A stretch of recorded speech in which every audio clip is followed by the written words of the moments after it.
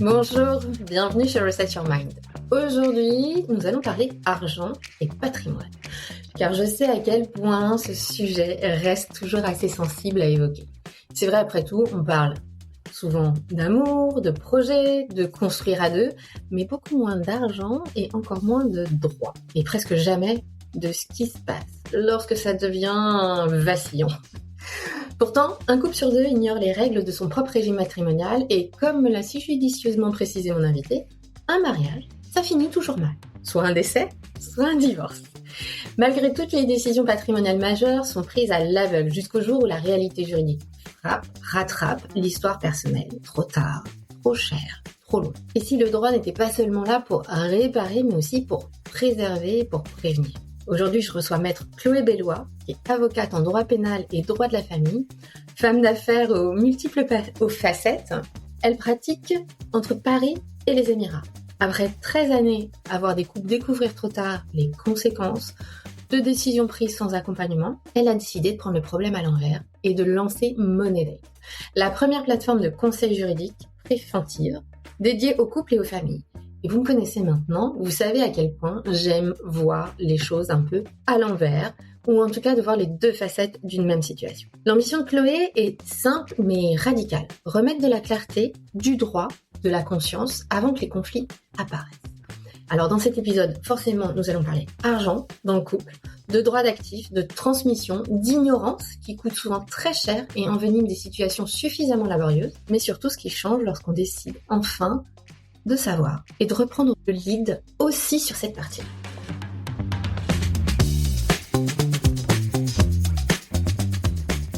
À toi qui écoutes cet épisode, je le répète souvent, Reset Your Mind n'est pas un espace pour performer plus, coûte que coûte. C'est un espace pour déprogrammer ce qui a tenu trop longtemps sous l'eau. Les fausses obligations, les exigences qui ne sont pas les tiennes, les rôles que tu as endossés pour être à la hauteur. Ici, nous ne cherchons pas à améliorer pour améliorer, nous invitons à refaire surface, à libérer de l'espace dans la tête, à relâcher la pression inutile et tout ce qui fait que l'on t'a fait croire que tu devais serrer les dents pour avancer, pour avoir de la valeur, pour mériter ta place. Reset Your Mind, c'est un lieu où on remet du fun, de la légèreté, du vrai, et surtout où tu redécouvres cette évidence simple, oubliée, pourtant fondatrice. Tu es assez. Déjà assez pour créer une vie personnelle et professionnelle qui te ressemble vraiment.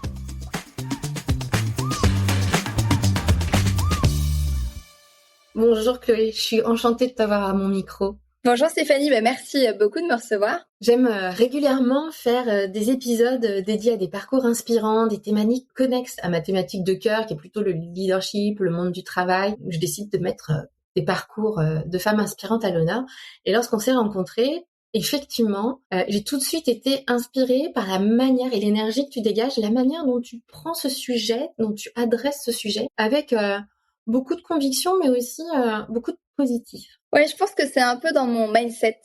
On dit souvent, oh là là, t'es avocat. Alors, tu sais, on dit souvent, t'as les avocats conseils, ceux qui portent jamais leur robe d'avocat à part, c'est des blagues entre avocats à part à la rentrée du barreau, donc une fois dans l'année, ou leur prestation de serment, peut-être parfois c'est tout dans leur vie d'avocat. Et les avocats de palais, les avocats contentieux, donc ceux qui vont plaider. Donc on te dit, ah oui, si t'es avocat contentieux, tu aimes le conflit, t'aimes la bagarre. Alors, je pense pas que ce soit la réalité. Tu n'as pas peur du conflit quand tu es avocat, évidemment, puisque ton but, c'est de les gérer. Mais pour autant, c'est encore mieux quand ça se passe bien. Donc, d'essayer de trouver des solutions rapides pour nos clients. Moi, un conflit qui s'éternise, je trouve ça délétère pour tout le monde. Ça, ce que tu viens de dire là en quelques mots, eh bien, c'est un peu toute ta philosophie et tout ton mindset qu'on retrouve aussi à travers les sujets sur lesquels tu te bats, ce qui a amené ta carrière. Mais avant de rentrer dans ta carrière, qui est Chloé Bellois derrière le maître? Alors, derrière le maître, qui est pas un double maître, moi, je suis née à Châteauroux, dans le centre de la France, de parents qui étaient pas du tout avocats. Je crois qu'il y avait même pas un seul avocat dans ma famille. Et je me rappelle très bien d'une amie de mes parents qui était avocate, plutôt pénaliste, et de mon père qui m'a dit un jour, mais surtout ne fais pas ça, c'est pas du tout un métier pour une femme.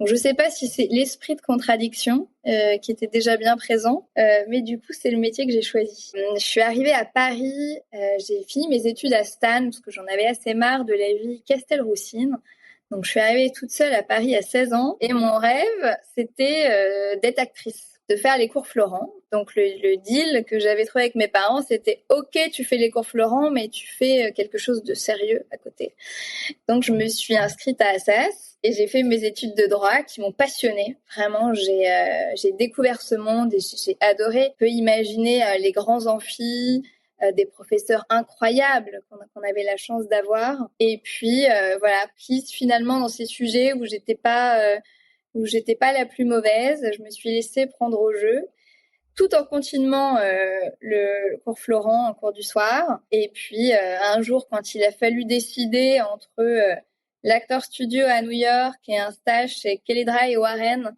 dans un cabinet d'avocats à New York, j'ai fait le choix du cabinet d'avocats. Et puis, je regrette pas du tout d'ailleurs. Est-ce que ces deux passions t'ont pas un peu servi quand même? Parce que ce côté prestance, jouer un rôle quand on est avocat et que l'on plaide, il y a quand même aussi des Ouais, ponts entre les tout deux. à fait. Exactement. Il y a des ponts et je me rappelle Francis Piner, qui est un des premiers avocats avec qui j'ai travaillé, qui m'avait dit, moi, j'aime ce métier parce que ça te permet d'avoir 1000 vies en une vie. Et c'est vrai que quand tu es acteur, actrice, tu es quand même au service du réalisateur. C'est-à-dire que, alors évidemment, ça dépend d'un réalisateur, mais tu es au service d'un texte, d'une histoire qui a été écrite par quelqu'un d'autre. Et quand tu es avocat, tu as un réel pouvoir d'action finalement dans la vie des gens, dans l'histoire qu'on te raconte, la manière dont tu vas interagir avec tes clients, pas seulement la décision de justice, parfois des simples mots pour apaiser quelqu'un, quel côté qu'il soit, ça peut changer des trajectoires humaines, ça peut dénouer un dossier. Et je pense que c'est ce qui m'a convaincue entre les deux, c'était l'impression de pouvoir être utile par l'outil du droit. Et évidemment, avec ce jeu de rôle que tu peux avoir devant une juridiction, mais aussi ce rôle que tu peux avoir différemment en fonction des clients, de leurs besoins, de ce qu'ils vont avoir besoin d'entendre comme accompagnement. Et ça, je trouve c'est magique dans mon métier. Tu démarres ta carrière dans le droit pénal.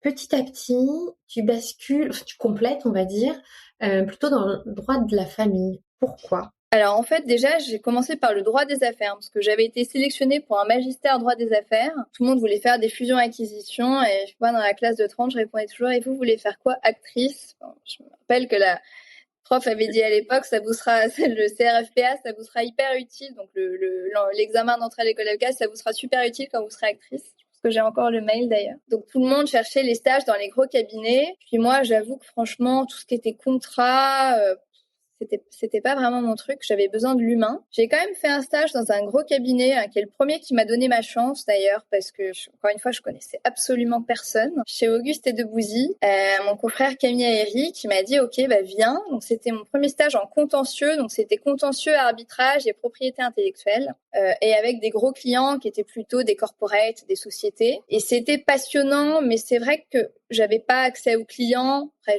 évidemment, j'étais stagiaire, mais je me suis rapidement dit c'est pas tellement pour moi. Et donc, j'ai cherché mon stage final à cette époque et c'est là où je suis arrivée chez Francis Piner. Là, j'ai 22 ans, je suis aux assises pour le procès Carlos. Enfin, c'est extraordinaire. Et là, je me dis, c'est exactement ce que je veux faire. Et puis, au fur et à mesure, un peu comme on a eu en droit social, le droit pénal, avec le harcèlement et tous ces sujets-là, on a eu malheureusement beaucoup de pénal de la famille, des violences, on en parle beaucoup aujourd'hui, mais il faut réaliser qu'il y a 13 ans, c'était pas du tout le cas. C'était vraiment des épiphénomènes et c'était pas géré en parallèle. Donc on avait vraiment les deux segments. Aujourd'hui, quand on parle de protection des violences avec des ordonnances de protection, avec des sujets hybrides entre droit pénal et droit civil, ça n'existait pas, ou en tout cas très peu, pas dans les mêmes conditions à l'époque. Et donc, au fur et à mesure, on envoyait beaucoup nos dossiers de droit de la famille à d'autres confrères. Et ce qui était plus compliqué parce qu'on perdait en réalité la gestion d'une partie du dossier, d'un accompagnement du client. Et donc, je me suis formée au fur et à mesure sur le sujet du droit de la famille. Et puis, aujourd'hui, je fais vraiment droit pénal et droit de la famille. Et malheureusement, souvent, ces sujets sont Très connexes. Ouais, exactement. En fait, tu as vraiment identifié les liens, les ponts entre ces deux sujets et compléter cette expertise parce que sinon, tu te retrouvais bloqué par moment à pas pouvoir adresser, j'imagine, comme tu le souhaitais. Je trouvais que je perdais vraiment dans la connexion humaine et dans le rapport que j'avais avec mon client. Tu vois, à la rigueur, si tu dis sur un sujet, je vais avoir besoin, et ça arrive très souvent, de l'avis d'un fiscaliste, de l'avis de quelque chose de... Ça va pas vraiment gêner le sujet humain. Mais en revanche, c'est tellement imbriqué dans les affaires de violence, parfois, des questions basiques, mais on va y revenir d'argent. Ok, je suis victime de violence, mais j'ai pas les moyens de partir. On fait quoi concrètement? Comment ça va se passer? Si t'es pas capable d'adresser ces sujets-là et de comprendre comment ça va fonctionner, ne serait-ce que la chronologie de répondre à ces inquiétudes-là, oui, je trouve que t'es pas efficace dans ton métier. Donc, si t'as pas la compréhension globale, moi, j'avais l'impression d'être défaillante dans le conseil que je donnais à mes clients. Et en 2026, justement, parce que tu disais, il y a 13 ans, on n'en parlait pas tant que ça. Aujourd'hui, 2026, alors malheureusement, on en parle quand même plus. Heureusement qu'on en parle plus, mais malheureusement, et ça veut dire aussi qu'il y a encore beaucoup de situations très compliquées. Qu'est-ce que tu vois encore le plus aujourd'hui en 2026 chez les couples et dans les familles, justement? Alors, ce serait difficile de dire ce que je vois le plus, mais en tout cas, je vois beaucoup de frustration. On a quand même des chiffres qui sont énormes, hein. Un couple sur deux qui va être divorcé, et des procédures, quand les gens ne trouvent pas un accord, qui sont extrêmement longues. 3 ans, 5 ans, 10 ans pour divorcer. C'est ce que je dis souvent, mais à une époque où ta question, c'est de savoir si tu vas faire un Amazon Prime ou un Amazon normal pour avoir ta livraison le jour même ou dans l'heure ou le lendemain, quand tu dis à ton avocat, voilà, on a pris la décision, on veut divorcer, et qu'on te dit, ok, mais si vous n'êtes pas d'accord, ça peut prendre 3 ans, 5 ans, 10 ans, ce qui est parfois 2 fois, 3 fois, 4 fois la durée du mariage. C'est compliqué. Donc, ce temps judiciaire décorrélé du temps humain, c'est une vraie difficulté. Et ce que je vois beaucoup, en tout cas dans tous les cas, c'est des frustrations parce qu'il y a des incompréhensions au départ. Et moi, c'est vraiment pour ça que j'ai créé Money Date, c'est que souvent, les gens, comme ils n'ont pas compris leurs droits, quand tu viens voir l'avocat au moment de la séparation, au moment d'un décès, comme tu en parlais tout à l'heure, et que tu comprends enfin ce qui va se passer parce que enfin, t'as plus le choix. Maintenant, il faut regarder ce qui va se passer. Et voilà, faut t'y intéresser. Là, ça peut être des situations catastrophiques. Et en fait, cette découverte-là, accompagnée de l'émotionnel, soit de la perte, soit de la séparation, qui est dans tous les cas un deuil aussi, parce que tu fais le deuil de ta vie de famille, le deuil de tes projets, de ce que tu avais projeté, imaginé, c'est très compliqué d'arriver à une solution rationnelle pour se projeter dans l'avenir. Tu as même des clients qui sont incapables, quand tu leur demandes comment vous imaginez, même ce serait quoi votre meilleure issue, ils l'ont tellement pas anticipé, ils ont tellement pas voulu voir l'option 2 que ils sont totalement bloqués. C'est extrêmement compliqué. Parle-nous justement un petit peu de Money Date, parce que là, en fait, de ce constat-là, de cette temporalité-là, de cette méconnaissance, la frustration est forcément envenimée et forcément amplifiée. Et toi, là, tu as décidé du coup de créer Money Date pour venir en amont de cette situation, qui pourrait potentiellement être à contre-courant de ton business, mais pas du tout. Oui, oui. En fait, je me suis dit deux choses. Je râlais souvent. Moi, j'aime bien râler. C'est mon côté très français. Mais dans le bon sens du terme, c'est-à-dire que j'aime bien râler, mais pour trouver des solutions. Je suis assez solution-driven, ce qui est d'ailleurs une erreur, après on en parlera peut-être plus tard, mais sur les modes alternatifs qu'on développe aujourd'hui dans la médiation, quand tu es un médiateur, c'est très compliqué de pas aller forcer vers la solution et de la laisser émerger par les parties elles-mêmes. Mais du coup, face à ce constat, c'est mon indignation, tu vois, Jean d'Ormesson, je me suis dit, j'ai deux solutions. Soit je peux dire, je vais m'en plaindre et puis je laisse mes clients comme ça et puis tant pis. Soit je me dis, écoute, tu fais tout le temps le même constat. Pourquoi tu n'essayes pas de prendre le problème à l'envers? Comment tu pourrais faire autrement pour que les gens n'arrivent pas dans ton bureau sans connaître leurs droits? Et donc, je me suis dit, ça passe par l'éducation, comme énormément de choses. Et donc, il faut que j'amène cette connaissance aux gens. Alors, c'est pas un sujet rigolo, c'est hyper tabou. Ça n'intéresse personne, c'est pas sexy.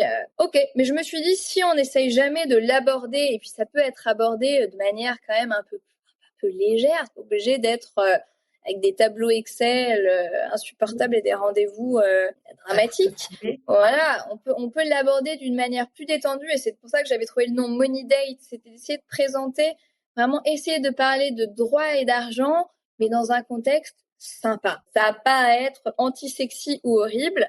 brisons ce tabou. Et c'est fort de ce constat que je me suis dit, voilà, je vais essayer d'éduquer les gens, d'apporter cette information avant pour que les choses se passent autrement. Si je te posais cette question de si Money Date n'existait pas, qu'est-ce que les gens continueraient à perdre sans le savoir, ou qu'est-ce que les gens qui ne prennent pas ce date, ce Money Date, vont continuer de perdre sans le savoir? Quelques exemples. Beaucoup de temps et beaucoup d'argent. Beaucoup de points de vie aussi, de sérénité, je pense. Ah ouais, je pense que, évidemment, la charge mentale d'un contentieux, les gens sous-estiment, mais parfois, quand tu reçois les conclusions adverses, nous, on a l'habitude en tant qu'avocat, tu vois, les gens, ils vont se focaliser sur un détail que le juge ne regardera même pas. Ils s'en foutent totalement, ça va pas l'aider à la décision.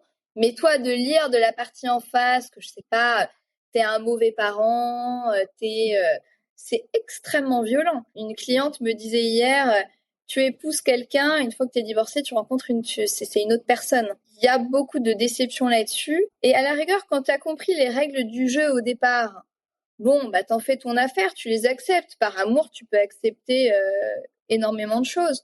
Mais quand tu veux pas voir les règles du jeu parce que c'est pas romantique, c'est un peu comme sauter sans parachute. Bah forcément, la chute, elle risque d'être extrêmement douloureuse. Il y a vraiment aussi ce jeu de posture, de rôle, où chacun justement se détache, et ces pics, ces pointes qui peuvent être échangées peuvent faire énormément de mal. Énormément. Et puis, il faut pas, on en parle moins, mais dans les violences, on va parler plus évidemment donc des féminicides, on va parler des violences physiques.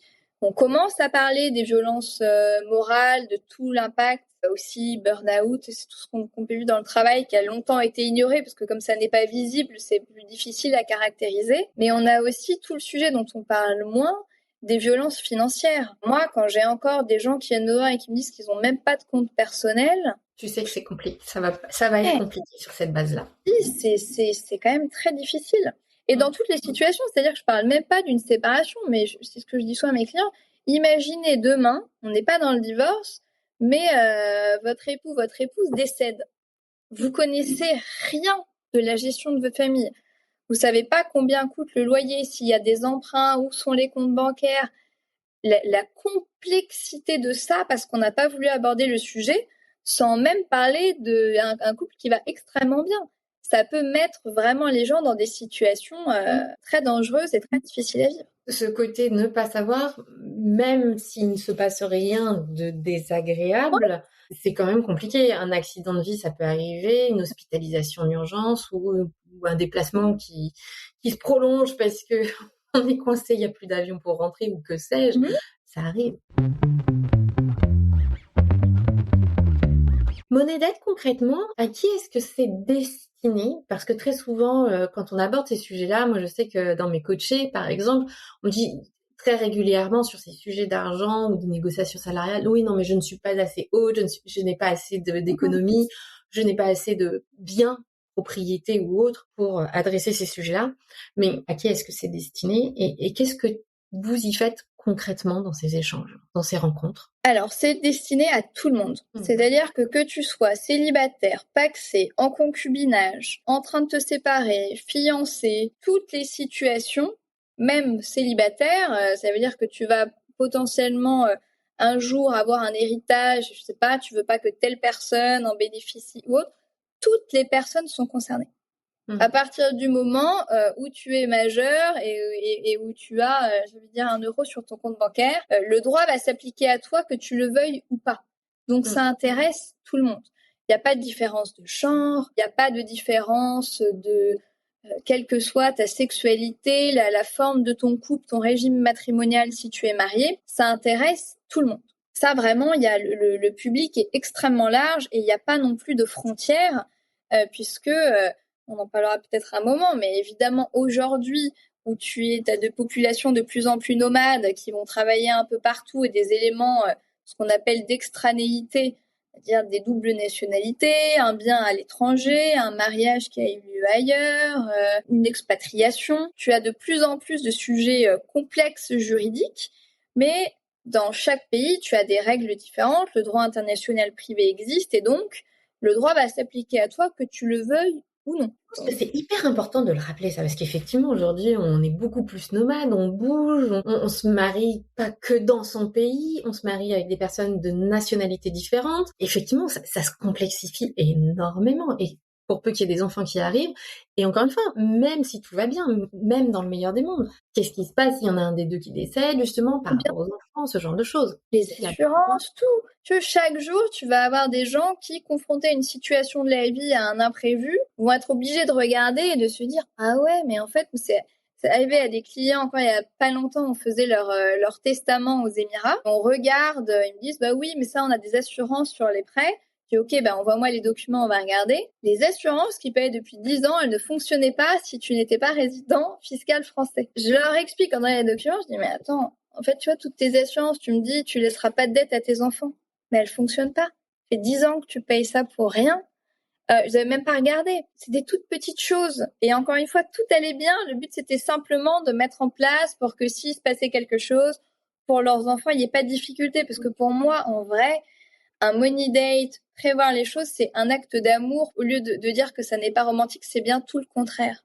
C'est le défaut d'anticipation qui crée des problèmes pour ceux qui restent ou pour les gens qui vont se séparer parce que rien n'a été discuté et envisagé. Et donc, lors des money dates, alors ça dépend. Soit tu peux avoir des money dates avec une seule personne qui va vouloir se renseigner parce que tu as plutôt une situation de crise, ou simplement quelqu'un qui a envie de comprendre parce qu'il envisage de se marier ou une expatriation ou autre. Quels vont être ses droits, ses devoirs, ses zones de risque. Et puis, ça peut s'arrêter là. Tu peux avoir des gens qui vont faire ça pour mettre en place après des testaments, un contrat de mariage, un changement de régime matrimonial. Ça va être, si tu veux, comme un audit patrimonial de ta situation. Ensuite, un audit du cœur et de ton esprit pour savoir qu'est-ce que tu veux. Tu as des gens pour qui la conception du mariage va être très différente de d'autres personnes. Des gens qui vont dire, moi, dans ma culture, le mariage, c'est forcément 50-50. Ça, c'est extrêmement personnel. Et le but, ça va être de dire aux gens, voilà, les règles aujourd'hui de votre situation, c'est ça. C'est un domaine dans lequel on peut faire du sur-mesure total. Qu'est-ce que vous voulez? Et on trouve les outils juridiques pour le mettre en place. Il y a vraiment ce côté poser les choses, toi apprendre à connaître les personnes que tu as en face, quelles sont leurs valeurs, leurs positions, leur posture par rapport à ce qu'ils souhaitent construire, et qu'est-ce qui est possible de faire ou pas, en fait. Et puis parfois le sous-jacent, tu vois, on parlait d'IA, et quand tu poses tes questions à ChatGPT, qui va te répondre peut-être un peu ce que tu as envie d'entendre parce que tes questions, elles sont orientées. Tu as des gens qui n'ont même pas conscience, qui vont te dire « Moi, je veux absolument me marier ». C'est un cas typique qu'on rencontre. Une femme qui va dire « Moi, je veux absolument me marier, parce que si tu le fais pas, c'est que finalement, t'as pas envie de t'engager avec moi. » Et parfois, c'est plutôt... je fais pas des clichés, mais c'est la majorité des situations qu'on rencontre. Un homme qui va dire « Moi, j'ai déjà été marié, écoute, ça va, on est ensemble et tout, mais t'as pas besoin du mariage, ça change rien. » Essayer de comprendre quelles sont les peurs de chaque côté. Quel est le besoin de chaque côté, quel est le besoin de protection, est-ce que finalement c'est vraiment le mariage, est-ce qu'il y a un sujet religieux derrière, est-ce que c'est uniquement s'il arrivait quelque chose, dans ce cas-là ça peut se résoudre peut-être avec un testament. Comprendre le sous-jacent, comprendre quel est le besoin de chacun des deux qui peuvent être parfois les mêmes, parfois différents, parfois avec des événements de la vie changeants. L'un qui va arrêter son emploi pour s'occuper des enfants, est-ce que ça devient une situation juste, un niveau de vie tellement décalé que si on fait 50-50 sur tout, il y en a un qui va avoir à la gorge et qui va avoir plus d'épargne pour rien faire, et à côté de ça, l'autre qui va avoir l'impression de trop dépenser aussi. Tu as des besoins et des intérêts différents qui ne seront pas toujours alignés, et tu as les outils d'en parler, et sereinement, et de manière à rester constructif, en fait. Quand je et pas de le voir comme une attaque. C'est pas tu veux mon argent ou t'es radin. Enfin, c'est pas c'est deux sujets. Et l'argent est toujours très compliqué. Tout de suite, on le voit, ça devient très très vite épidermique. Il y a tout de suite des réactions, en plus, qui sont pas forcément les nôtres. Quand on redescend un petit peu, on se rend compte que non, en fait, voilà, on peut passer outre. Mais la première, c'est tout de suite la levée de bouclier. Et tu sais, t'as un attachement très psychologique à l'argent. Tu as des gens qui ont un type d'attachement anxieux.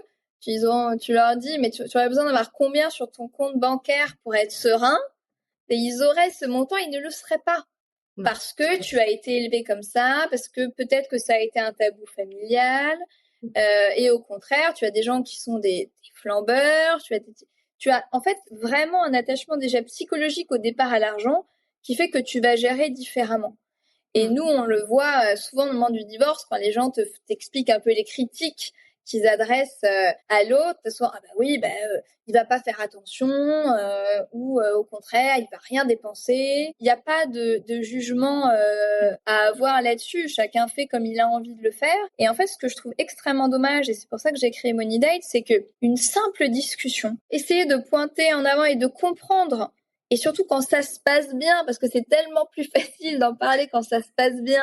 Moi, c'est ça qui est important pour moi. Telle valeur. Et tu peux avoir des gens qui ont exactement les mêmes valeurs, mais parce qu'ils ont un type d'attachement différent à l'argent, qui vont vouloir gérer les choses de manière différente. Parce qu'ils vont avoir besoin de protection, de sécurité, quand d'autres vont avoir besoin de profiter pour se sentir mieux. Et donc, des gens avec les mêmes valeurs, mais des styles d'attachement à l'argent différents, vont rentrer en conflit sur des tout petits sujets, puis qui finissent par devenir des gros sujets. Et puis alors, si rien n'a été prévu, rien n'a été discuté, parce que du coup, à chaque fois qu'on parle d'argent, on s'engueule, donc ça sert à rien, j'arrête. On arrête d'en parler. Ah ouais, là, le red flag, il est là. Si tu arrêtes d'en parler, c'est c'est que tu sais que le jour où ça va se finir, ça va très très mal se passer. Oui, mais c'est dingue, hein, à quel point l'argent, je suis très alignée avec tout ce que tu viens de dire parce qu'on a vraiment différents types d'attachement à l'argent, mais à quel point l'argent, ça cristallise les passions, pas forcément dans le bon sens. Je le vois quotidiennement avec les entrepreneurs ou les cadres dirigeants que j'accompagne, même investir en eux ou investir leur temps ou dans leur entreprise ou dans leur business ou dans leur carrière, tout de suite, ça vient ramener à la surface des choses inconscientes et pas forcément positives. Quand je t'écoute, il y a une chose qui m'épate et m'inspire énormément, c'est que bon, tu es avocate de formation, mais que tu es aussi très très business oriented, une entrepreneuse. Il y a une femme business en fait, une businesswoman derrière cette robe noire. Quand est-ce que tu as compris que il y avait ça aussi en toi? Alors ça, je pense que c'est grâce à mon papa. Tu vois, il m'a dit sois pas avocate. Il m'avait aussi dit si tu fais l'ENA, je te déshérite. Tu vois, on n'a pas de problème à parler d'argent dans la famille. Et lui, c'est un chef d'entreprise qui a monté ses entreprises et d'ailleurs avec qui je travaille aussi maintenant dans le bâtiment, qui n'a du coup rien à voir avec ce que je fais. Et je me souviens quand j'ai commencé à être avocate et qu'il me donnait des dossiers, je lui donnais mon raisonnement juridique et il me disait mais Chloé, ok, je comprends le droit, mais en fait le business ça marche pas comme ça. Il faut que tu t'ouvres l'esprit parce que comme j'avais cette vision uniquement de juriste pour résoudre les problèmes, j'arrivais pas à avoir la vision d'ensemble. C'était assez compliqué pour moi d'envisager ça. Et donc, j'ai fait l'ESSEC en grande école, parce que j'étais déjà avocate, donc je le faisais sur toutes mes semaines de vacances, qu'on appelle des semaines bloquées, plus des cours du soir.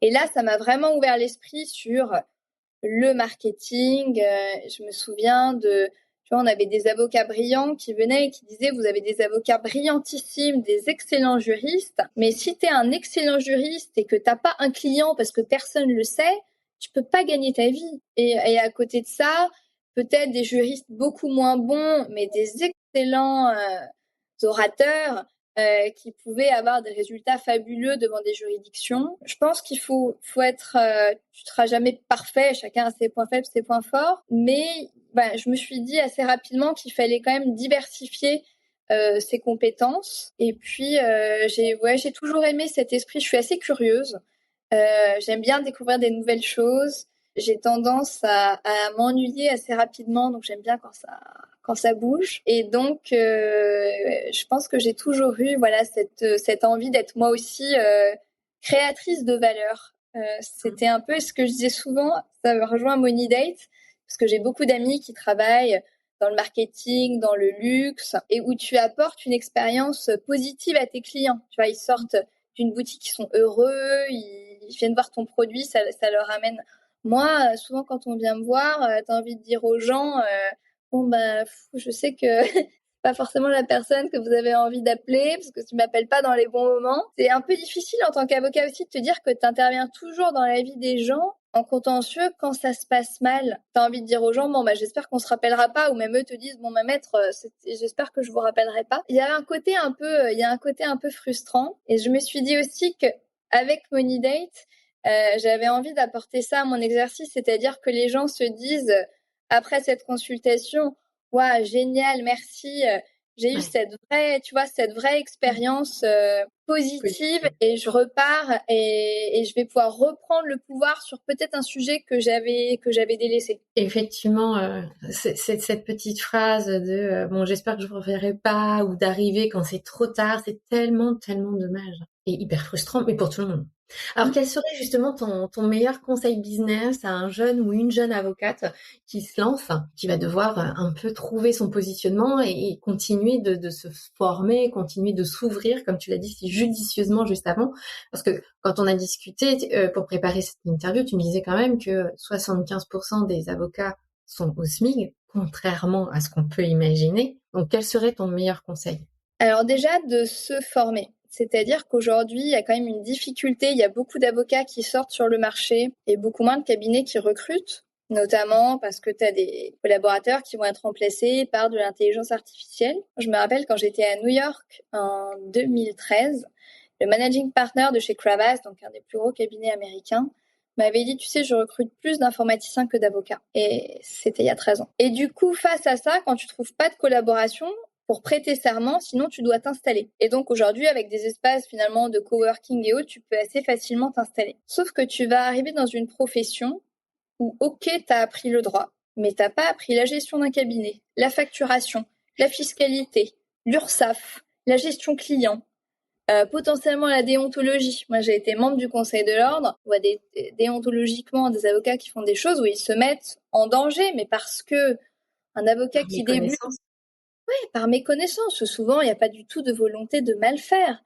mais par méconnaissance, parce que quand tu as un client et que tu en as peu, tu n'as pas envie de le perdre, donc tu deviens peut-être l'esclave de ton client et tu acceptes des choses, notamment en pénal, que tu n'aurais pas dû accepter. Mon premier conseil, ce serait, tu vas pas être autonome et indépendant tout de suite. Forme-toi, travaille avec un avocat qui va t'apprendre, qui va te montrer comment ça fonctionne, parce que si tu n'as pas compris à gérer un client et à gérer aussi tout l'administratif, très rapidement, tu vas être dépassé par les dettes et par les charges et ça va être extrêmement compliqué. Et moi qui fais encore des instructions, donc c'est des avocats qui sont poursuivis par l'ordre, quand tu vois des avocats qui te racontent, et moi je trouve c'est des situations horribles, en pleurs, qu'ils ont été totalement dépassés et qui se retrouvent en liquidation parce qu'ils peuvent plus faire face à leurs dettes, alors que c'est pas des gens qui travaillent pas, hein, des gens qui travaillent énormément, qui ont parfois laissé leur santé. C'est des situations catastrophiques.